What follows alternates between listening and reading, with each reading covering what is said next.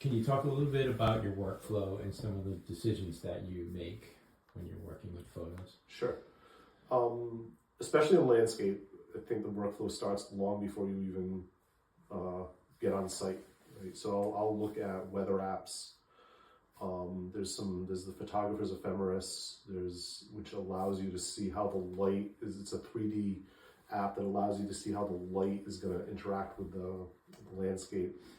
I'll look at where the sun, what time the sun is coming up, where is it coming up, where is it setting on the horizon. I'll use Google Maps to figure out, okay, like if I'm shooting Point Judith, is the sun going to come up, to the left, to the right? Where do I need to be? There's actually a time of year, two times a year. I know in the winter it's around the first week of November where the sun rises right between the lighthouse and the building next to it, and it comes up, it splits it. And I think I did get a shot there once. It wasn't that great, but I did capture that. Once you get on site, it's dealing with the reality of, okay, I'm here now. Is it foggy? Is it rainy? Is it too windy? I've had that happen. Everything, I get to the site and there's a 30-mile-an-hour wind coming out of the south, and you're like, okay, I can't go where I wanted to go now because I need a plan B because I can't take a long exposure on a windy day.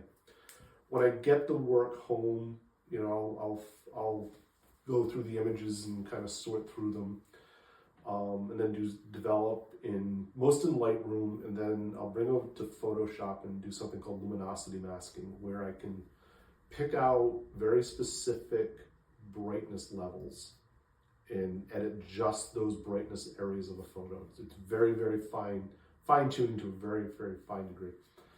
The other thing I do, and this is probably a bit of what I would recommend to other photographers, is I play with aspect ratios. When I've done some critiquing for the Wickford art photo group, and some other people have always asked me, some other people will ask me for a critique.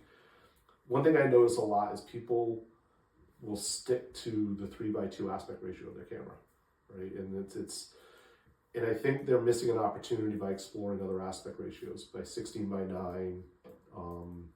I've recently, a photographer I follow, his name is Nick Carver. He shoots film, but he uses a 3:1 aspect ratio.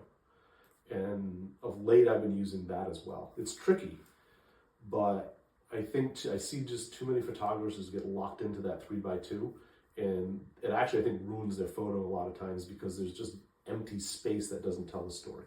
Whereas if they were thinking differently from an aspect ratio, I think it would be a tighter or a better story in the photo.